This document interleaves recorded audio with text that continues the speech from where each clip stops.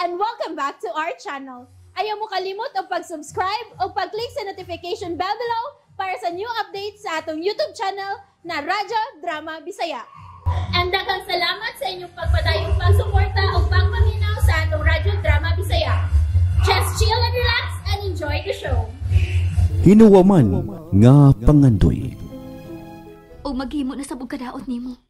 Ibalhin na siya sa syudad, mahal. Kanus apa man. Nahadlok ba ako nga tingalig doon nagi mga pulis din nga masilaw sa kadako sa kwarta nga iyang gi-offer. Wa naman siya kwarta. Kinahanglan nga makuha ang kwarta nga tuwa sa iyang kwarto. Aron wa na gyud siya magamit. Tingalig maunahan ka ug makaikiyas ang demonyo. Mahal, midapig na natong tuas langit. Kayang nakita nga matinudan to sa tong gugma.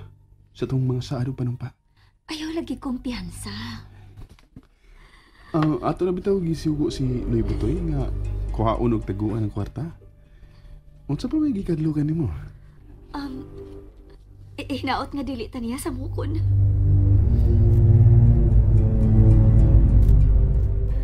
Animal, kinahanglang makuha na ni Karen ang kwarta. May nagpahibaw na nako nga ibalhin ako sa syudad. Kinahanglang ni anan ako ang kwarta.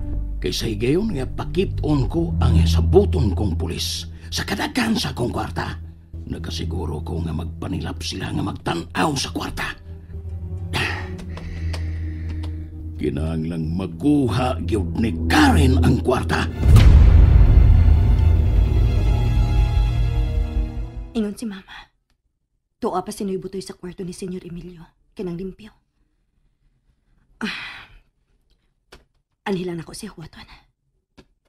Dili ko niya makita. Pero klaro kaayo siya na ako inignaog niya. Sa higayon nga makanaog na siya. Mudali kong puli ni taas. Diretso na sa kwarto ni Senyor Emilio. Maayo kay gipahibaw dayon mo ni Butoy sa kwarta nga iyang nakitaan. Wabde kay musalig ni Noy Butoy na eh. Siya ba may tabang nimo? Aron may tabo gyud ang gihuwaman akong pangandoy gikan nimo, nay. Wa man gyud ko'y pagduda ni Butoy ba? Wa gud siya managana sa pagtug-an ako sa tinuod sa dihang ako siyang gisusi ni adtong malita. Bitaw na no. Pero nga kung mahal mo yung akong gikabalak-an eh. Unsa may imong gikabalak, anak? May panahon gyud nga murag tulala siya. Tingali, nagsigigid siya guna-una sa nangita po. Dili mo ka na kalikayan. Wa gyud magdahom sa Hisil gud nga ingon ni anak ka demonyo ang iyang amahan. Sige lang siya pangutanan na nga nung nangamatay ko nung akong mga ginikanan. Ang akong gikahadlukan nga sa higayon nga masayod siya nga gipatay sa demonyo niyang amahan ang akong mga ginikanan. Tingalig matandog yun siya. Tingalig di niya makaya ang kauwaw o biyaan ko. Nak, kung tinuod nga nahigugma ni mo si Isel, dili na niya buhaton, oy. Makaya kasi ang konsensya na nga iya mismong amahan mo mipatay sa kong mga ginikanan. Hinuon.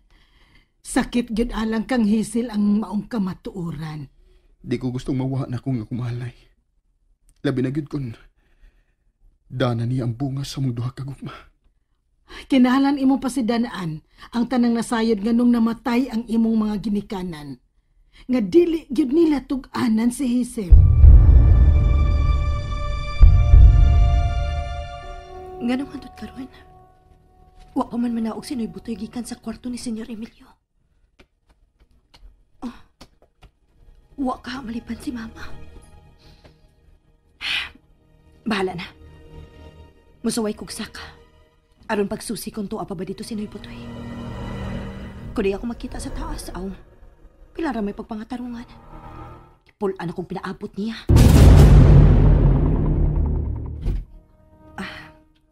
Arang-arang kay abdi di ang pultahan sa kwarto ni Senyor Emilio. Ako din trangkahan. Aron way makaistorbo na ako sa pagpangita sa kwarta.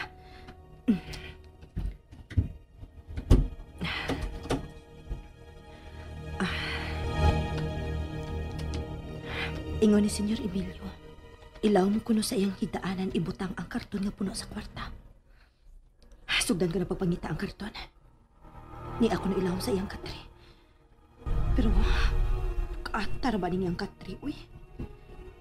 Pero kinahanglan nga irukon gini nako aron makita na ko ang tuwas ilaw. Kapugat man din ang katri, uy.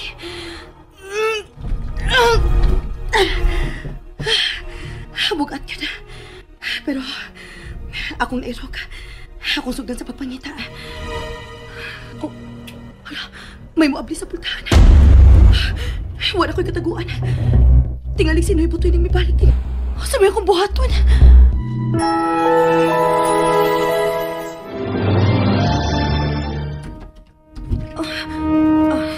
Karen? Ano sa mga din eh? Kuan, gisugo ko ni Senyor Emilio. Nangita ko nimo pero wati ka makita. Maumisaway na lang kog saka dinhi. Abli man sa iyang kwarto.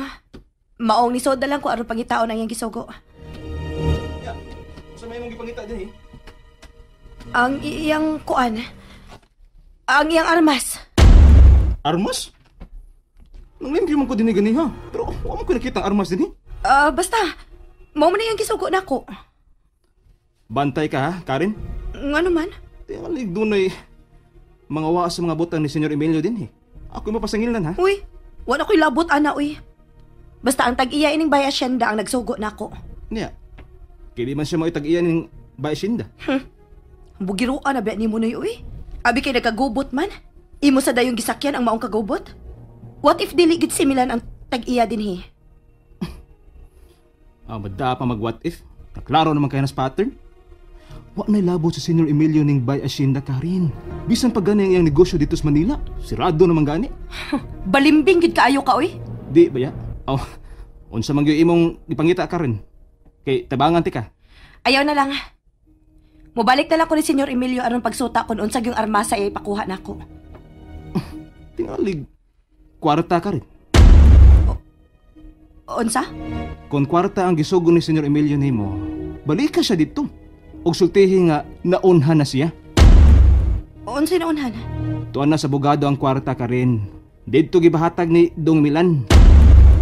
Hain man ron ang kwarta. Akong gisultihan si Dong Milan nga doon ako'y nakip ang kwarta ilawom sa katre.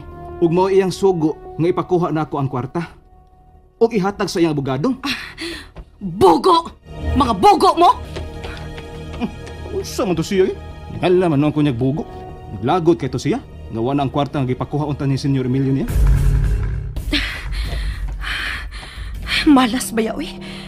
Naibaw ka si Butoy nga may kwartang gitaguan si Senyor Emilio sa ilawom siyang katre. Oh. Kuyog masudyaan ko ining Milanda. Oh, mutugan sa di ay kong gisugo ko ni Senyor Emilio pagkuha sa kwarta. Unsa man ay kay na ninyo ang gikinahanglan sa inyong kasal?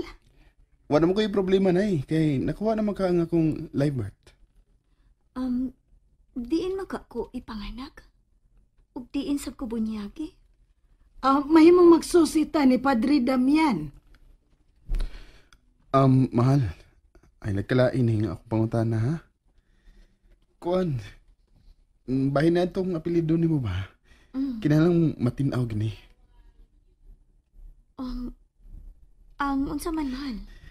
Nga na dyo kang Montes Claros man mo imong gidang apelyido, samtang imong amahan Castillo?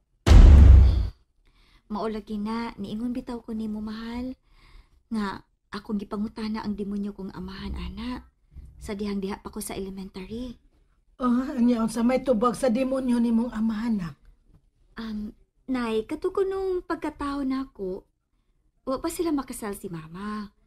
O kay wa pa may civil code adto, katong gitugta na ang acknowledgement sa amahan, nga sige amahan sa bag-ong gipanganak, mao to nga ang apelyido ni mamang akong nada.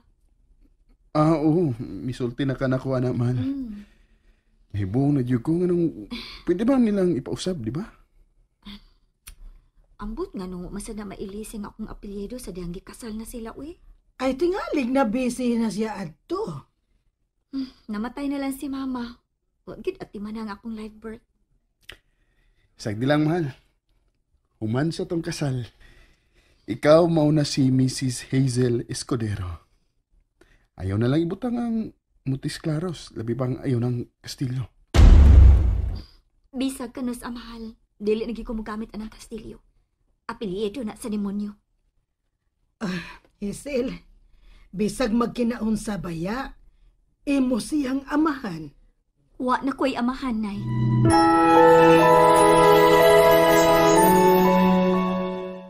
And that's it, everyone. Stay tuned for the next episodes. Bye!